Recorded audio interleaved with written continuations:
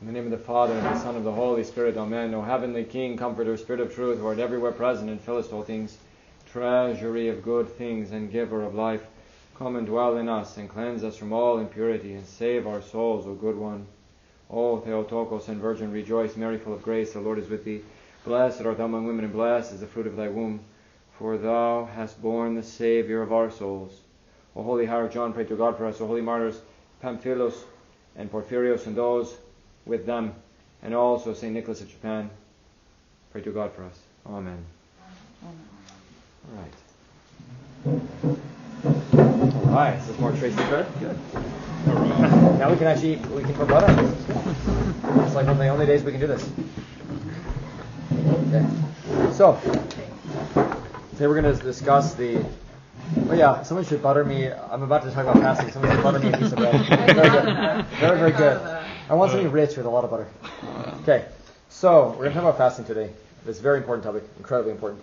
So fasting begins in the Garden of Eden.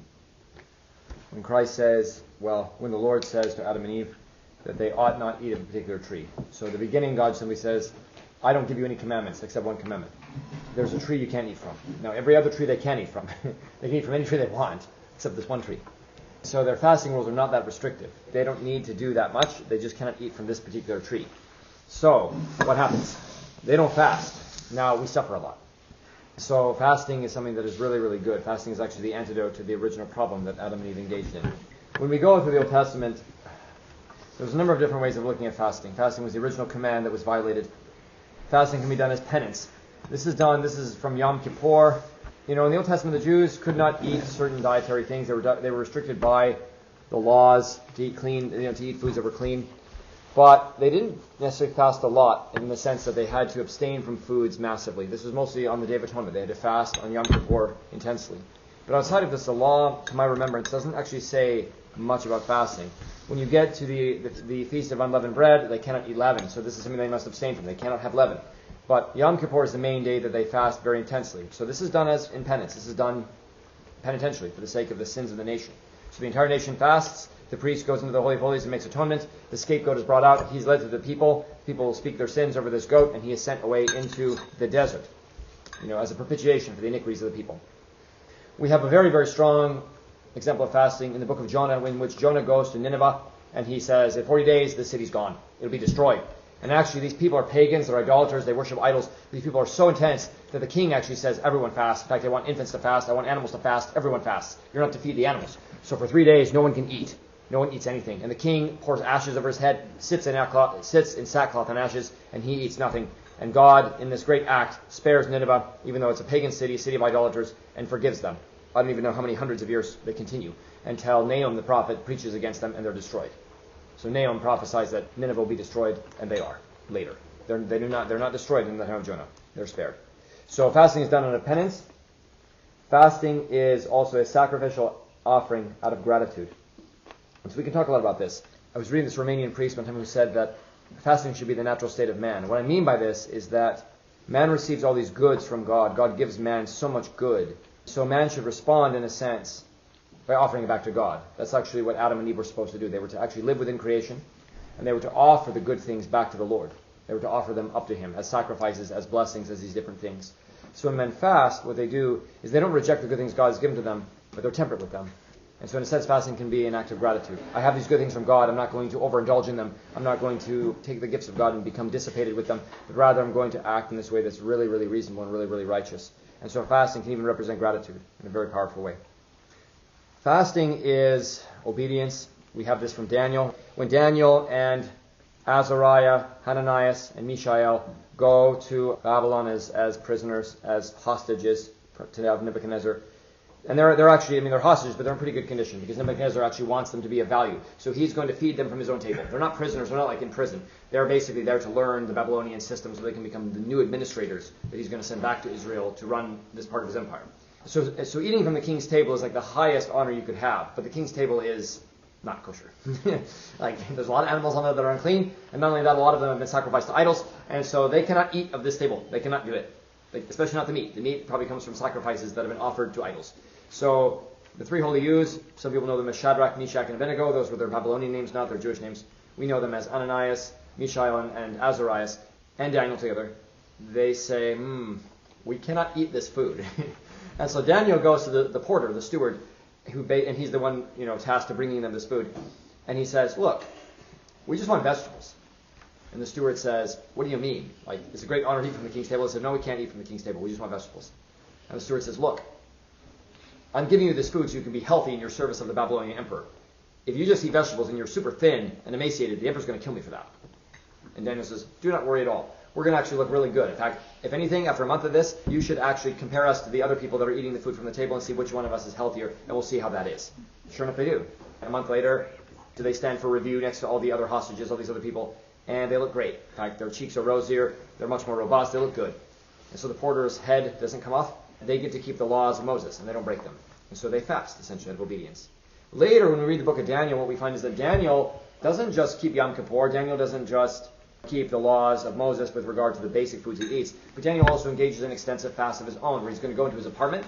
Daniel actually does not anoint his body with oil. So he actually, oil was a way that you would anoint your body. Your skin didn't crack, your skin would feel good. People in the Near East would do this. Greeks would do this. They'd anoint themselves with olive oil. Daniel says, I foregoed using olive oil. I didn't use any oil on my skin.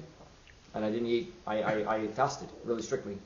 And then what happened? He was vouchsafed visions. So Daniel would have visions of God after he fasted. His absence was rewarded with divine revelation. And so fasting is done by obedience, but fasting is also done to honor God. Daniel doesn't do this by command. He does this out of an offering he makes to God. And God responds by illumining Daniel with all kinds of things. Daniel becomes wise, but not just wise, he is given heavenly revelations via fasting. Because it's no joke that the fasting precedes his visions. Fasting is healthy. In fact, to be honest with you, a lot of pagan doctors, even from the early times, doctors like Galen, different doctors that the Holy Fathers would have read, doctors that would have had authority during Julius Caesar's time and after. Many of them were very large fans of temperance. They really wanted people to eat very temperately. To be honest with you, leaving the table with a stomach that is light would not have displeased any of those doctors. They would have been very happy. In a sense, fasting was something that they encouraged.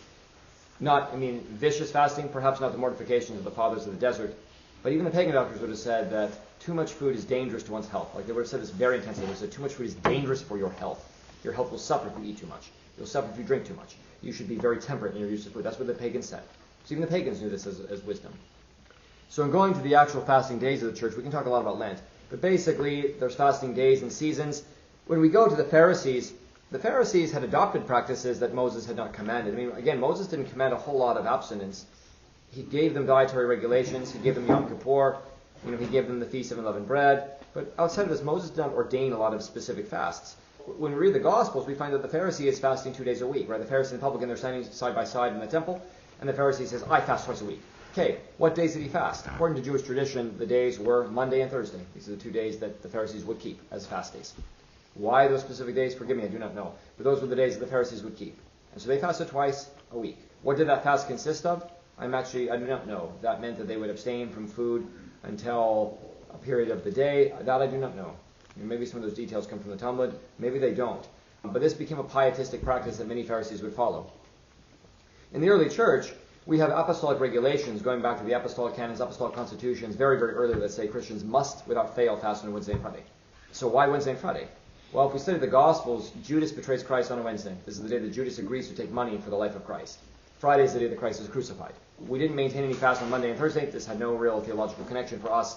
But we determined that these 2 days are, what do you want to say, like the worst days of humanity. The day Judas agrees to betray Christ and the day that Christ is crucified. So basically the apostles said, okay, we're going to fast on these days. What did that mean? What that meant originally was not eating bread. What that meant originally was you don't eat anything until the sun goes down. And so it didn't mean that you couldn't eat meat on Wednesday and Friday. What that meant was you're not going to touch food until the stars come out. That's actually what it meant. So Christians would basically not eat until they saw the stars appear in the sky. That's when they would eat. And could they eat meat? Yes, that's fine. You can eat meat on Wednesday and Friday, back then.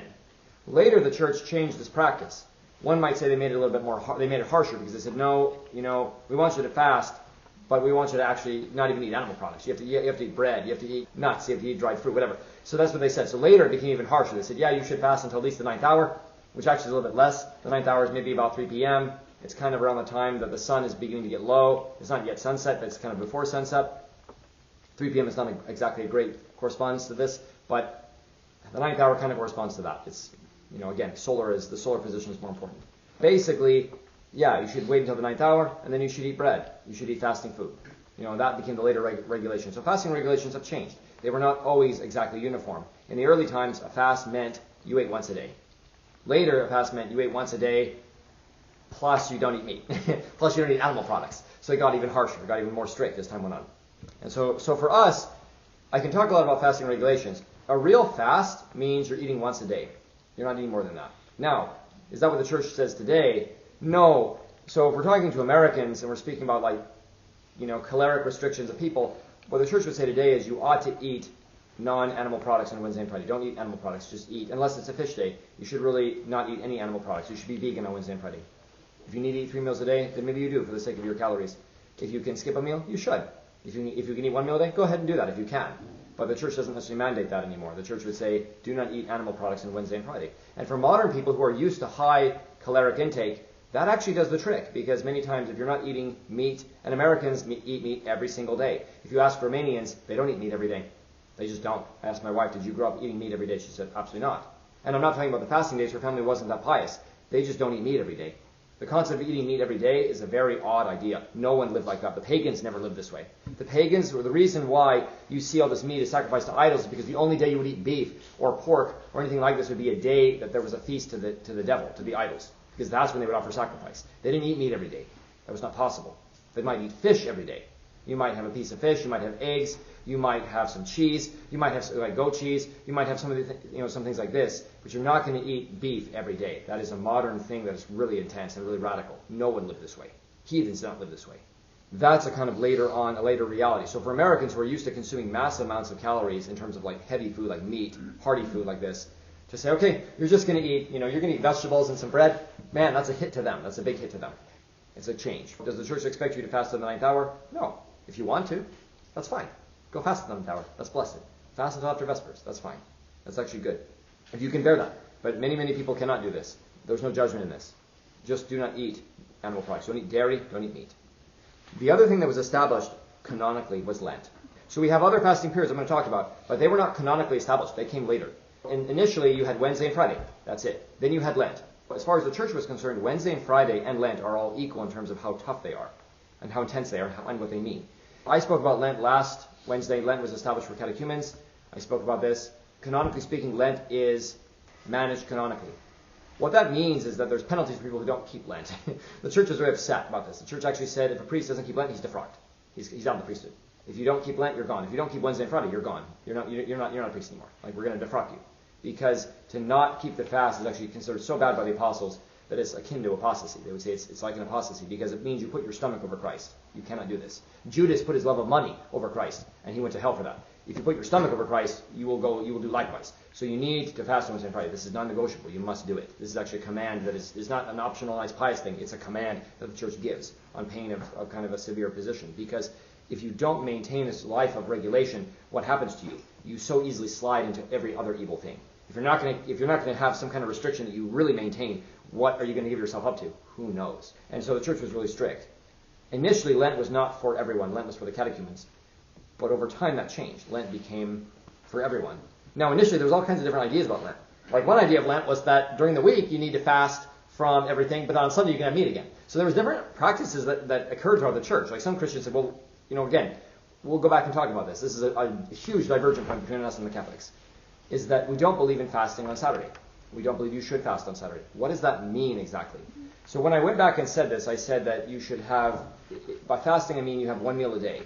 Saturday and Sunday are always days in which you should have at least 2 meals a day. And you should have oil, which means you should have cooked food on Saturday and Sunday, like always. Wine and oil are always allowed on every single Saturday except Holy Saturday. Holy Saturday is the only Saturday you can't have oil, but you can have wine on that day. And wine is a luxury. So therefore, Saturday, we are never permitted to deny people a certain luxury on Saturday. Why is that? Because of the Sabbath. The Catholics actually, very early, had this practice where they would fast on Saturday. They would actually conduct a full-on fast on Saturday.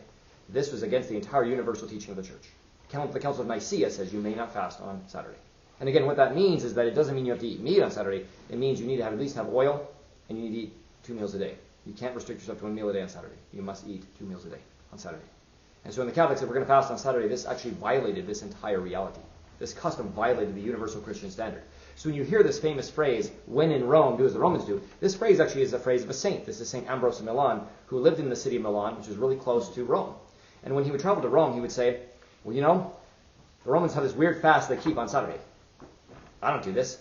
This is anti-canonical. But when in Rome, it was the Romans do. That's what he said. So he basically said Rome has a strange custom. It's odd, and it's completely un-Catholic, and it's very bizarre. But when I'm in Rome, I yield to it. I do what they do, because I'm there. But I think it's wrong. So this custom existed before the split between the churches, but now Roman Catholics have all kinds of Saturdays where they will fast intensely. This is anti-canonical completely. This is a denial of how the early church actually looked at Saturday. Saturday was a sacred day. It's the day Christ was in the tomb. It's the old Sabbath. There's all these different things about it. So Saturday is actually a day that we're very light. We're not strict on Saturday, really. Prostrations on Saturday are optional. You don't have to do prostrations on Saturday unless you want to. You may not do prostrations on Sunday.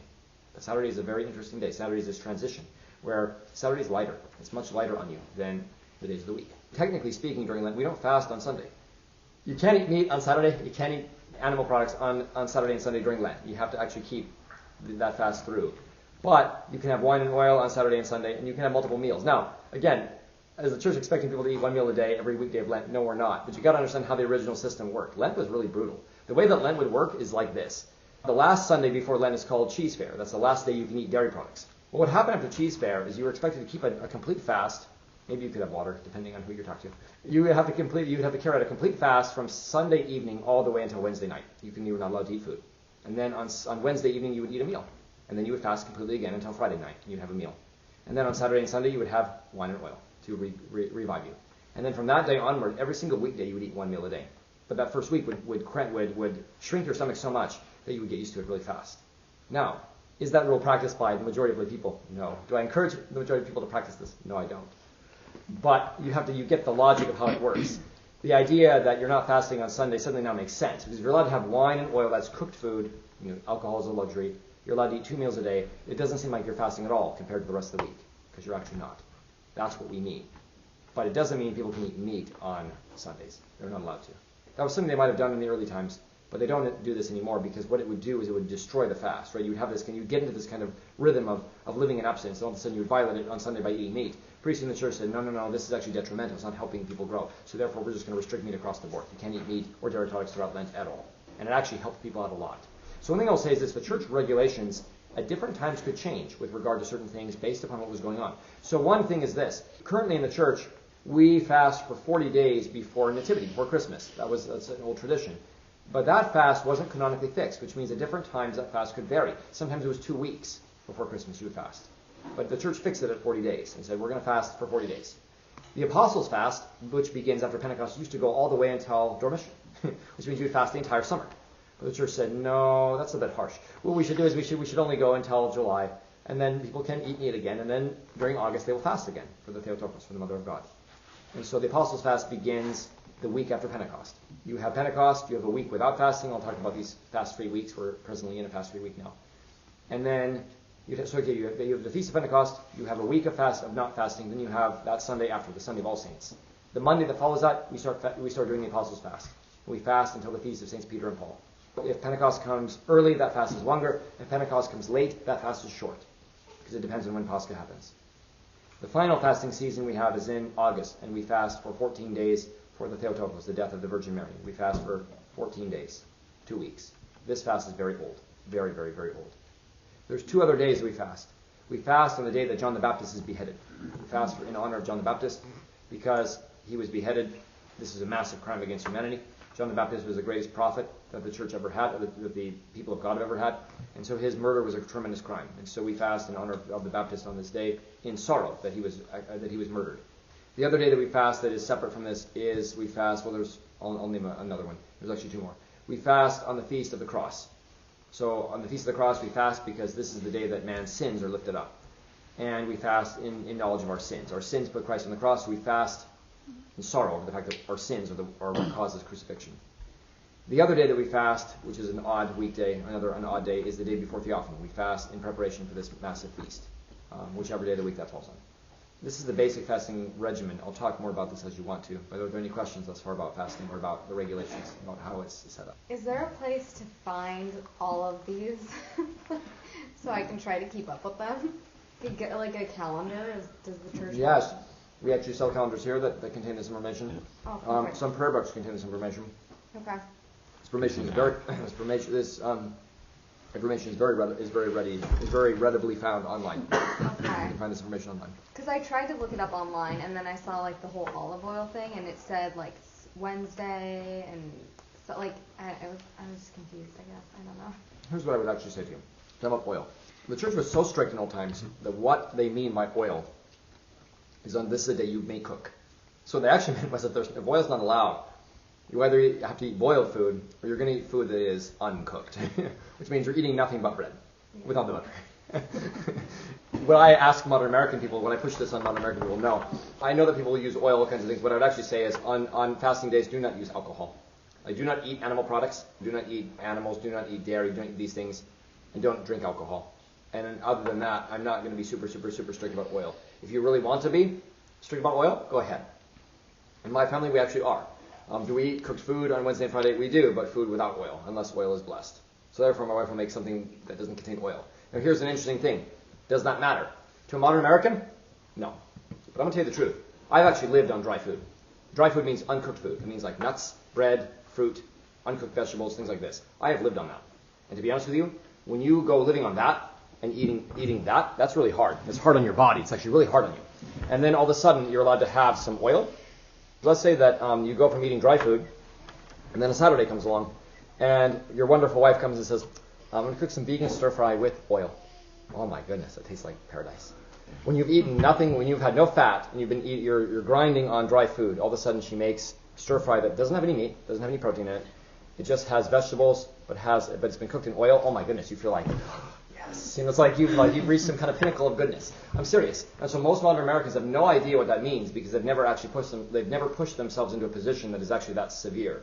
But if you actually are fasting that severely, oil will suddenly mean a lot to you. You're like, oh my goodness, today's an oil day. Oh my goodness, yes, oil. You know what I mean? So most modern Americans are like, what do you mean? Like, who cares about oil? I want meat. It's like, okay, that will mean nothing to someone like that. But if you fasted really, really hard, you'll suddenly realize, oh my goodness, oil is like so good. Oil is so amazing. Why? Because oil has so much calories. So when you eat a meal cooked in oil, you will automatically feel full. You'll have all this fullness will come into you. You'll feel so much better. If you've been eating uncooked food or even food boiled in water, you feel a lack. You feel harsh. It's harsh. It was meant to be. And I've followed these regulations actually. I've lived by them, and they're actually very, very, very hard. Do you want to live by them? Go ahead and try. I don't have any issues with people doing it, but I would caution people in that most Americans are not ready to live in this way. What you need to understand about Orthodox people in the old country is that they've lived like this for so many centuries that it is just normal to them. Like to go without meat is just normal. To spend days fasting is just normal. I told you this thing about Lent. The first week of Lent, you only eat 2 meals, right? You eat a meal, according to the regulations. You eat a meal on Wednesday night, you eat a meal on Friday night. So Elder Cleopa, this great teacher in Romania, very strict monk, very strict, like intense. This woman from the village comes, and she's a married woman. She's a married lay woman from the village. And she comes and she goes to confession, because it's the beginning of Lent. Everyone goes to confession at the beginning of Lent, they make a confession. And then they confess again before Pascha. And so this woman comes and she gives a confession to him. The elder says, I bless you to eat on Wednesday. I bless you to have a meal on Wednesday. And the woman says, God forbid that, Father. I've been married 22 years, and since I got married, I've never tasted a single piece of food until Saturday. So for the first week of Lent, I don't eat until Saturday. And Elder Cleopa said, wow, that's amazing. This woman fasted harder than his monastery did. So she touched no food from like the evening of Cheese Fair Sunday, Forgiveness Sunday, from the evening of this all the way until Saturday of Lent, she ate nothing. Did she drink water? Absolutely. I'm sure she did, but she had no food. And she was just a woman, like a woman from the village. That's how strict she was. And he was like, I'm edified, He's really edified by this.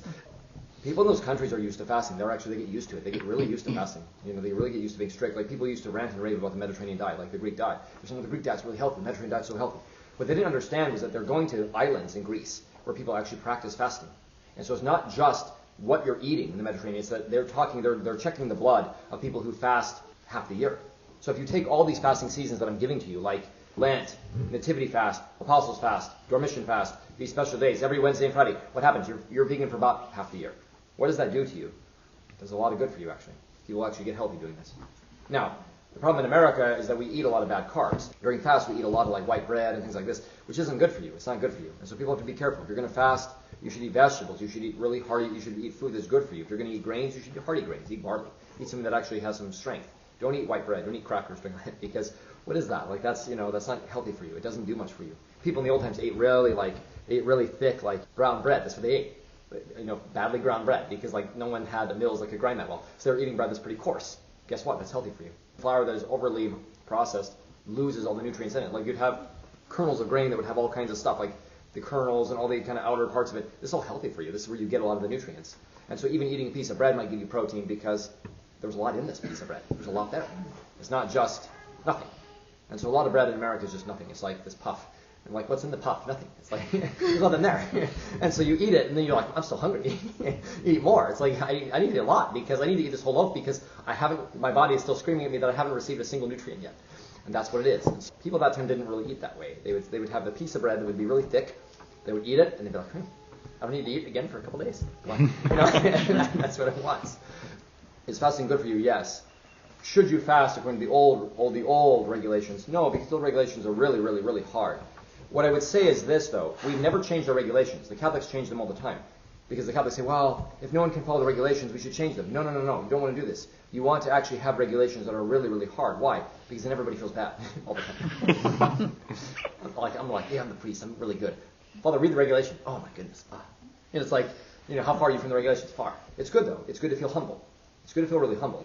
Can you go without eating oil like all these days, and then you eat once a day, or you eat like nuts every day, like once a day? It's like, no. Very few people can live this way.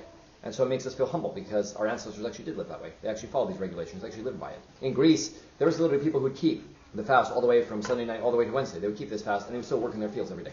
They were working really hard, actually. People in the village who didn't keep the fast that strictly, they'd be so joyful when those people came into the village. They would sing at them and say nice things to them, like, like they've come back. They take a little bit of water. Then after the pre-sanctified liturgy, they'd have some food. The fasting should humble us a lot. Can we measure up? No, we cannot measure up, and that's the point. We're not measuring up, so we should be humble about it. It's not to cause us despair. No, it's not despair at all. They said we should become really humble, and we should become really, really humble in the face of people who actually fasted really, really hard. Like they actually were very, very, very abstinent in how they would operate. Why does fasting work? Yeah, it does. Daniel received great grace from fasting, and he lived in the Old Testament, and he received so much power from fasting. Hence, the Pharisees themselves knew fasting was powerful, so they began doing it. And Christ didn't condemn their fasting. He didn't condemn the Pharisees for fasting. He said the Pharisees were bad because the Pharisees would boast about fasting. They would walk around with their faces their face would be hyper pinched out, like, I'm fasting, everybody praise me. It's like, no, that's awful. Christ actually said the opposite of Daniel. He said, when you're fasting, you should anoint your face with oil. So everyone thinks you're like some kind of soft, kind of weak person. Man, that guy he never fasts, he never does anything. He's fasting on the inside. He's fasting really strictly. He actually hasn't bread, he hasn't eaten anything in days. But he combs his hair, he washes his face, he puts oil on, so everyone thinks that he's this kind of well-groomed, kind of weak person, but actually he is fasting. He's fasting really, really hard. You don't fast for the sake of your neighbor, you fast for God. The problem with the Pharisees was that they forgot this principle. Daniel was not fasting so the Babylonians would honor him. He didn't care what they thought. He was fasting in order to honor his God. That's why he was fasting. And so he would fast in the privacy of his own apartment. And he would offer his prayers and do all these things, and it turned out people were spying on him even when he was in his apartment trying to pray. But he didn't do this for vainglory, he did this out of reverence. And so this is how people should fast also. They should fast with reverence. They should fast with joy. People should be joyful to fast. Because, think about it, when men are gluttonous, they never feel good. When you're weighed down with too much food, you feel terrible. You don't feel good. You don't feel like praying. You don't feel like doing prostrations. You feel awful. But when your stomach is light, you feel good, honestly. In fact, it's how when you don't eat too much, what happens? You wake up easily. When you wake up, I should go prostrate. You go and do prostrations. That's what Lent is for. Lent, actually, to be honest with you, I hate the week that comes after Pascha. It's hard because you start eating stuff again and you're like, oh my goodness, I feel awful. Like I feel so fat. I feel so weighed down. I feel so I just feel so sluggish. I just feel so like my blood has become thicker or something. I just feel so thick. I can't do anything anymore. Whereas when you're fasting really strictly, you move very lightly. You actually begin to move lightly. Does it mean you don't get tired? You get tired. Somehow at a certain point during Lent, you reach this point where I just want to eat a cheeseburger. I just want some meat. I want something and so there's hard moments of the fast where you're just kind of oh my goodness, I'm just grinding along. But it's good for you. Give me a question. I guess this is a real life example. I have a job that's very physically, it's very physical. I guess you would say eat more. You'd say. If you're not used to fasting very much, and you start fasting and you're eating vegan food, and all of a sudden you're like, oh my goodness, I feel so weak when I go to work, then you should eat more. You should not break the fast. You should eat more if you need to.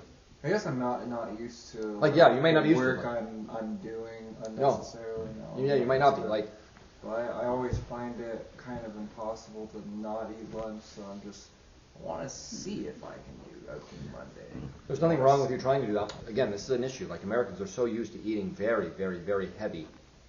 They have a very heavy diet, lots of fat, lots of protein, lots of these things. So if you suddenly strip that out of the diet, an American person is not conditioned to live without it. And so he immediately goes into some kind of overdrive where he's oh my goodness, I feel weak, I feel all these things. The more you fast, the more you get used to it. But it takes years to get used to it. You have to be conditioned to get used to it. And eventually, as you fast and you do different things, you become conditioned. What happens over time is that you begin to cut things out more and more and more. And actually, if you begin living by, if you do things like, look, if you do things with humility, what you'll find is you actually can bear it. You can bear fasting actually quite well if you do it with humility. But you have to do this little by little. So in the beginning, if you don't fast very well, you should not despair at all. You should say, okay, I have to continue. I just have to continue working on it until you go further. Little by little, actually. That's what you have to do. People have to find their own solutions. One of the things the church has always done is, look, the church has a standard. If we don't have a standard, then what are we doing? Like, we have no idea where we're going. We have no idea, we have no way to measure anything. But at the same time, the church has a standard, but the church also knows that every single man is, in a sense, his own standard because every man's body is so different. This is where there's actually a lot of openness to saying, okay, we can study the life of Elder Ephraim, who recently reposed in Arizona. When Elder Ephraim went to Mount Athos, he was actually very sickly. And so he was like this very, very skinny, little young Greek kid. And he shows up on Mount Athos. Elder Joseph's like, He's like, we'll see what happens to you, you know. And so eventually he gets so sick, he gets pre-tuberculosis. He's in a stage where he's close to tuberculosis because he's fasting so much. And Elder Joseph says, this is dangerous. We need to actually help you. And so they give him milk, which, Mount Athos is not easy to get. They give him eggs, maybe even dehydrated eggs. I'm not sure they could get real eggs. They give him wine, actually, because wine will actually sometimes strengthen the body. I think they even give him meat on Mount Athos because he was in such a weak position. And so Elder Ephraim basically said, Elder St. Joseph said, well, he's my disciple, I need to care for him. So he basically amended this fast for Elder Ephraim so that Elder Ephraim would become healthy again. He would actually be healthy. So fasting isn't designed to destroy anyone's health. Some of the Holy Fathers did destroy their own health through fasting. This was a bit excessive. St. John Chrysostom destroyed his health through fasting. He was so excessive that he actually ruined his health forever. I mean, in a sense, it was a sign of his piety, but the church would not look at this and say this is the greatest thing to do. You should not destroy your health through excessive fasting. I don't think St. John Chrysostom ever advocated for this. He did this out of his intense zeal. And in a sense, his weakness of health is what forced him to come back to the city and become a bishop. If he wasn't sick, he would never come back to the city. He would never become a great luminary for anyone else. So in a sense, God accepted his great zeal, made him sick, and then sent him back into the world to do what he actually wanted him to do. But excessive zeal is something we have to be very careful of, because sometimes people can be too excessive, and what happens? In their excessive asceticism, they can make themselves sick. There's other people who will say, well, I'm going to go 3 days without eating, and then the fourth day they eat way too much. And so many of the fathers didn't really like going whole days without food, because the fathers said, look, you go 2 days without eating, and then the third day you eat, you gluttonize. And so many of the fathers said the best thing to do is to eat 1 meal a day. You're not being pushed to these extremes where you're doing too much. You have some abstinence, but then you also still eat. Because that rule of eating once a day is probably too hard for many modern people. I would say you should try, especially during Lent, but always you should try to leave the table hungry. And so as you're eating, you should not leave too satisfied. You should leave a little bit hungry. If you leave too hungry, you won't have enough calories to actually do what you have to do throughout the day. But it's good to leave a little bit hungry. In fact, to be honest with you, it's better that you even eat 9 meals a day and you left each one of those meals hungry than you eat 1 meal in which you ate too much. Even that's how the fathers would look at that. Because they would say, if you eat beyond necessity, you've committed a sin. If you eat to satisfaction, you've not committed any sin, but this is not virtuous. So if a man eats until he's satisfied, he hasn't sinned, but he's not virtuous. This is not a great thing. You didn't curb the ego in any way. If you eat more than you need, you've sinned. If you eat less, this is virtuous. And so if you leave the table a teeny bit hungry, it's virtuous. Like many dietitians tell people this. They say, leave the table a little bit hungry. Why? Because it takes a minute for your stomach and your brain to connect again. And so what will happen is you'll leave the table a little bit hungry, but in a few minutes you will be satisfied. You'll feel full. You'll be fine. What about let's say someone is training for a marathon or something like that? Yeah. So in those cases, would they not fast, or would they just adjust their fast to meet their requirements? Well, this enters into a really interesting question. People should try to place the church above what they're doing. So what's really, really interesting is Elder Kleb was so strict that actually this is one of the things that he said. Someone said, hey, what do you do for people that have heavy labor? And he was so strict. He said, examining the canons, he said, I don't find any exemptions for people who do heavy labor. I find exemptions only for soldiers and for those in prison. So men in prison have no control over what they're fed. They only can eat what they're fed. Soldiers have all kinds of duties, and so the church says, well, they can eat what they need to eat. And so what I would say is that people should do, the only way I would look at this without going to an individual to discuss it with the individual personally, is I would say that people should try to keep as close to the church's position as possible, because there's a great blessing in it. That's what I would say. If someone had individual questions about this, then I would address it individually, because sometimes it's really hard to address, what do you want to call it, big universal. It's hard to take a universal and bring it out, because oftentimes questions are very, very, very personal. If you have someone who has a certain health issue, this cannot be addressed universally, it has to be addressed individually. So if someone has a particular problem, it's okay, this person has a particular allergy, a very particular problem with their diet, how do I address it? Well, then I have to address it on an individual level. So a question like this, I would address probably individually. Yes? I was curious about, oil-rich things like peanuts, I guess. Yes. To try to steer clear of the fasts, or? Well, how do you survive the fast without peanut butter? Well, I guess like in the old days, I guess they wouldn't have peanut butter. So is it like a cheap food almost for people nowadays? No. Okay. Peanut butter's fine. Peanut butter's fine? Yeah, peanut butter's fine. All right. I was curious. Yeah, peanut butter and jelly. That's what you're gonna live on, son. Yeah, I do. Yeah, how are you gonna survive with that peanut butter and jelly? Regardless of the fact. No, what's really interesting is in Romania there's no peanut butter. It's like peanut butter is not found in Romania. In fact, peanut butter is like this like garbage, nasty stuff that is like imported. So I was like, peanut butter is such a strange thing. She's like, in Romania we don't eat this. You know what I mean? It's canned in France. Like, it's a huge import product. So in America, this is like a massive staple that everyone eats all the time because America has so many peanuts.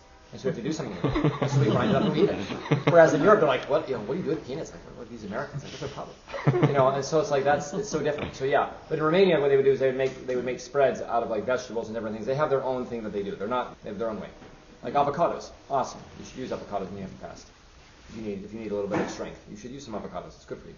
Yes. I have a question. Are we Yes. starting questions? Yes, So we are. For breastfeeding mothers, you said no fasting, right? So Yes. Can we do things like fasting, at least like, like I'm exercising more and I'm doing things like cold showers to try to do minutes and stuff. Can we do things like fasting comfort? Or Yes. TV and Yes. things like that? So like forgive me, I didn't talk about exemptions. People that are sick are exempt from fasting. That's something that I need to talk to them about. The women who are pregnant should not fast. The women who are breastfeeding should not fast either because they need to maintain. Basically, you have a child that basically lives on the basis of what you do. Yeah. And so, like women who fast, the danger that they have is they can become depleted of vitamins and inherent things. And so, honestly, there are times in which women who are breastfeeding even need to eat organ meat and different things like this to enrich themselves with iron. You can become anemic. So, fasting could actually increase anemia within you. Yeah. So, you have to be careful. What I would say to pregnant women and women, they're trying to fatten me up. Right? They're afraid of what's going to happen during Lent. You have to understand, like Lent is when I get skinny. Basically, people that are pregnant, people that are women that are pregnant, women that are breastfeeding should not engage in luxuries at all during fasting seasons. They should. So, like, let's say you're a breastfeeding woman, you have the right to eat what you need to eat, for your calories. Mm-hmm. Should you eat ice cream? No. Should you eat desserts? Should you eat all these things? Like, I'll give you an example. Like my wife, she was breastfeeding and she needed to eat eggs. She needs to eat eggs. It's very, very important. It's a very important source of fat and protein, all these things. And so the priest basically said, our spiritual father said, yes, you should do this. And so my wife's like, however, eggs are too luxurious, so I will eat hard-boiled eggs because I hate them. And that's what she did. So she would eat these hard-boiled eggs, which she hated. She actually hated them. And so she put salt in them and eat these pieces of hard-boiled eggs. And I said, my goodness, that's like a luxury. And she was like, this is like torture. And I was like, okay, good for you. For me, that looks like a massive luxury because I love hard-boiled eggs. But for her, it was like the most awful thing in the world. And so my wife would subject herself to awful things during the fast because she's really tough. So like you should eat what you need to eat because your child actually matters, really. Yeah. And so you need to eat very well. But in that sense, you do not need to engage in luxuries. In fact, that would defeat the purpose. Okay. But should you eat one meal a day? No. Women who are breastfeeding should not eat one meal a day. They should actually eat many meals. They should eat whatever they need. Because you need to produce all this milk. It takes energy. It takes your body actually has to work to do this. So therefore, you need to consume calories. Yes. I think you said that it's very situational for like kids as well. Mostly just based on what they need to also be healthy. Yes, and so traditionally speaking, children don't begin fasting until around the age of accountability. That's about 7 and 8. Even then, discernment is needed to determine how strictly should a 7-year-old fast. We have to be very careful about that. Is it bad for a 7-year-old to begin fasting? It's not, but a 7-year-old needs to eat calories. Should a 7-year-old fast on Wednesday and Friday? Yes. Should a 7-year-old keep the entirety of Great Lent? That is different. That we may need to talk about this. We may need to supplement that child with some. That child maybe could fast a lot, but that child would also need to eat some things else. Dairy, meat, certain things during Lent in order to sustain their biological needs as they grow. So that's something we need to be a little bit careful about. That's where the parents and the priests have to have some discernment between themselves about how this should begin. Is it a bad thing for a 7-year-old to begin fasting? No, they should begin. They actually should begin. So a 7-year-old should keep Wednesday and Friday. They should become vegan on those days because that will not destroy the health of the child. The child will not become really, really sick by giving up meat and dairy on Wednesday and Friday. They need to maintain that. All of Lent, that's a different question. They probably can't do that in the fullness, at least not in a harsh way. They need to be eating a lot of food. Probably you need to eat to feed the child more. If he's not going to be eating dairy and meat, he probably needs to eat more. And so that's where you need to compensate with great care. But some of that also is situational. Some children are more robust than others. If you go to the old country and you go to different places, not everyone took a more lenient view that I'm saying. So they weren't always this way. So Elder Cleopa's father, when they were really young, Elder Cleopa's father would be on Wednesdays, Elder Cleopa's father would be his father would say, you're going to school? He's like, what are you, little pigs? You don't get to eat before school. Go to school. You can eat when you come home. It's a Wednesday. What do you think? And so that's how he was raised. He grew up eating one meal a day as a little child. So that's how intense his father was. Am I saying the parents should be this way now? I'm not saying that. What I'm saying is that that's kind of how it was in that culture. It was so intense that that's what was expected. And so that's what they were like. Does that mean that parents today should be this way? I think there needs to be some discernment in that. But you will find plenty of parents in the old country that were so intense in their piety that they were intense about fasting. Was there any detriment to Elder Cleve's health? No, he lived to be super old. In fact, his health was super, super, super great until right before he died. Or some people, they decline really badly over time. He didn't do that. He was actually hyper fit, right up until his death. In fact, to be honest with you, many of the Holy Fathers who fasted lived to be well over 100. So fasting is not detrimental to the health, especially when it's done in faith. It's not detrimental. It doesn't destroy man. So exceptions regarding the fast on the certain feast days, are any of the things you're allowed fish on this day or you're allowed oil on this day, are they symbolic of anything? So during Lent, there's 2 days that we eat fish, which is very different than Catholics. We eat fish every Friday. Very, very different. We eat fish only on the Feast of Annunciation, because the Feast of Annunciation is the day that that Christ becomes incarnate. It's the day that the Archangel Gabriel goes to the Mother of God and says, basically he's asking her, do you want to be the mother of God? Do you want to be the mother of Jesus Christ? And she says yes. And at that moment, the moment she says yes, the child is conceived within her womb.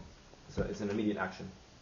So he is conceived by her response. Immediately the conception happens because she agrees. God does not force anything upon her. The child is not conceived within her womb without her blessing. God asks through the Archangel Gabriel, he says, do you agree to this? And she says yes. And then immediately it happens.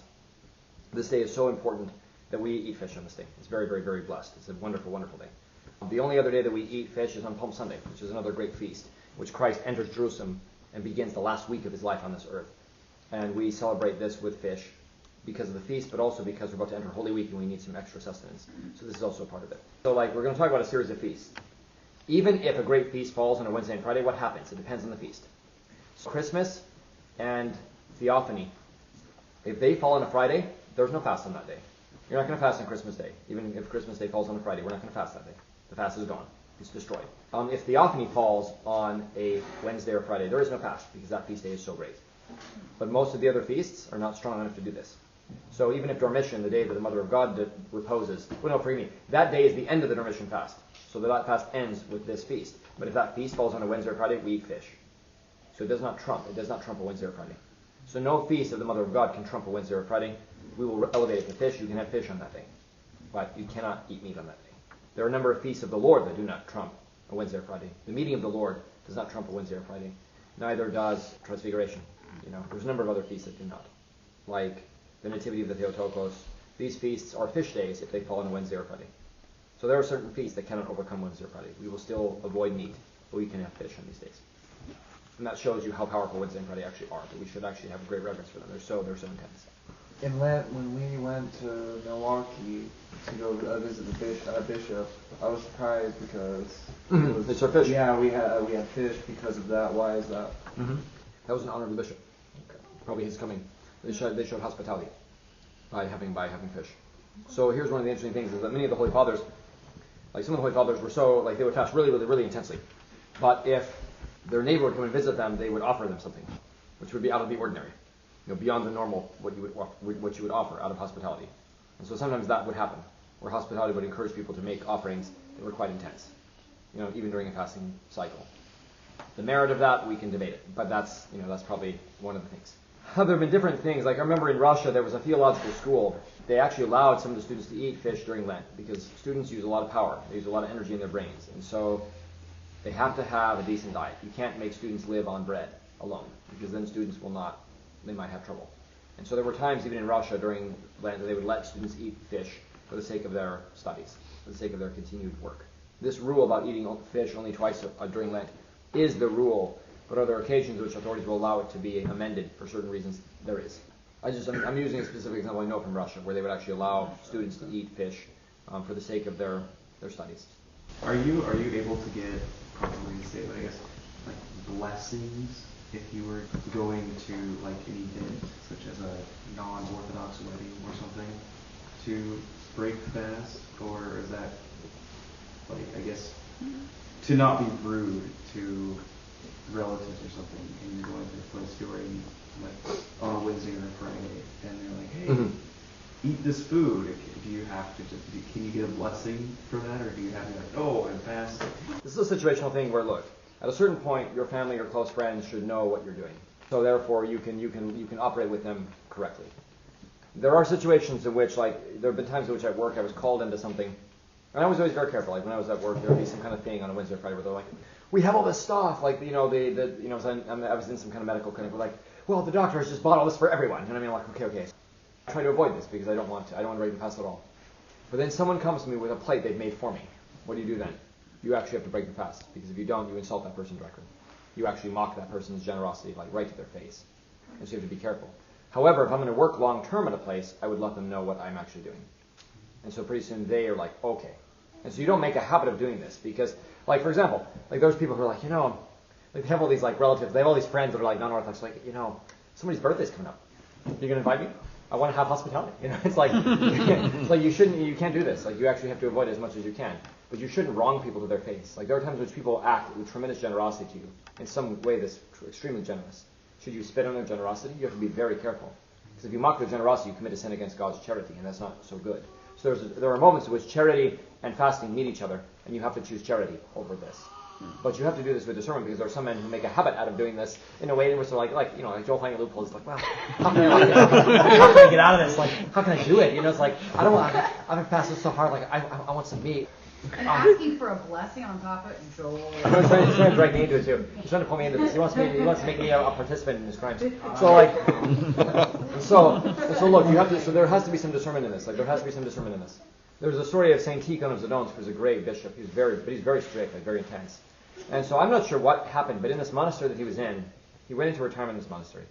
And so these two monks made this fish soup during Lent. They actually put fish in this soup. I'm not sure why they did this. I have no idea why. They were going to eat this fish soup secretly. They're getting this room eating it. And Saint Tikhon comes in. You're like, let's say this is like the soup. He like sits down, starts ladling himself some of their soup, and it's got chunks of fish in it. And it's pretty obvious what's going on. You know what I mean? And they're like terrified. They're like absolutely terrified. And he says, "Love is greater than fasting." And he eats with them. And so, like, okay, I'll tell you another story. Like, Holy Friday is a day in which you eat nothing. You should eat nothing if you can. Not many people can. People who cannot go a day without eating should eat bread and water. That's actually how strict Holy Friday is. Holy Friday is the day Christ was nailed to the cross. We should not eat food on this day at all. In fact, some men don't even drink water. Every Friday? No, Holy Friday. Holy Friday is so strict. Like, Holy Friday is so intense because this is the day Christ was nailed to wood for the sake of mankind. So in Serbia, during the old times, the Turks, there was like a bishop, like a high-ranking like Serbian bishop, and there was this Turkish official, and they were actually friends. Some Christian shepherds were arrested on some trump of crime, and they were facing death. Like the pasha had the power to kill them. So the bishop went to the pasha, and he said, "You know these men are innocent. Please release them." And the pasha said, "Well," he said, "we can talk about it if you come over and have dinner with me." And the bishop said, "It's Holy Friday today." And the pasha said, "I know.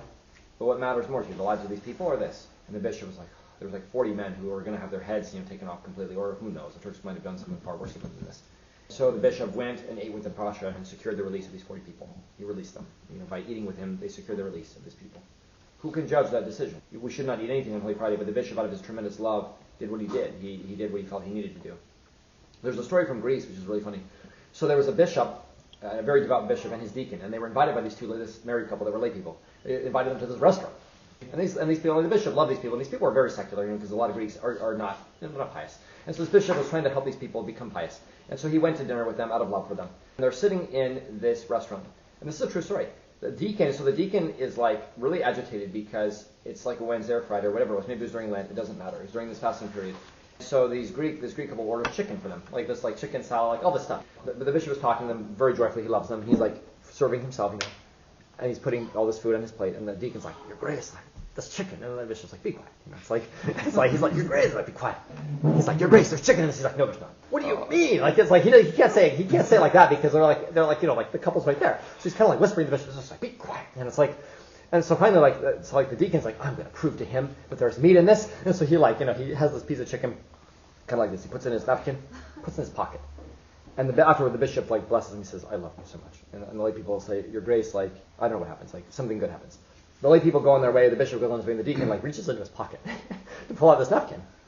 And it was a big piece of chicken that he put into the napkin. He pulls it out and he opens it, and it's like a big thing of broccoli. And so the deacon's like, "What happened?" And the bishop's like, "I told you, there's no chicken in this." The deacon's really freaked out. He's really upset.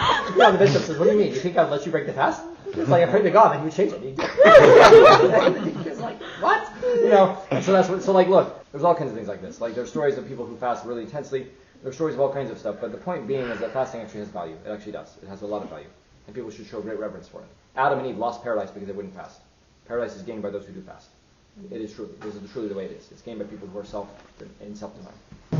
This truly means calling blessed, Theotokos, the blessed, and immaculate, and Mother of our God, more honorable than the cherubim, and beyond compare, more glorious than the seraphim. Thee, without corruption, gave us birth to God the Word. The very Theotokos, thee do we magnify. Glory to the Father, and to the Son, and to the Holy Spirit, both now and ever, and unto the ages of ages. Amen. Lord have mercy. Lord have mercy. Lord have mercy. Amen. God is with us by His grace.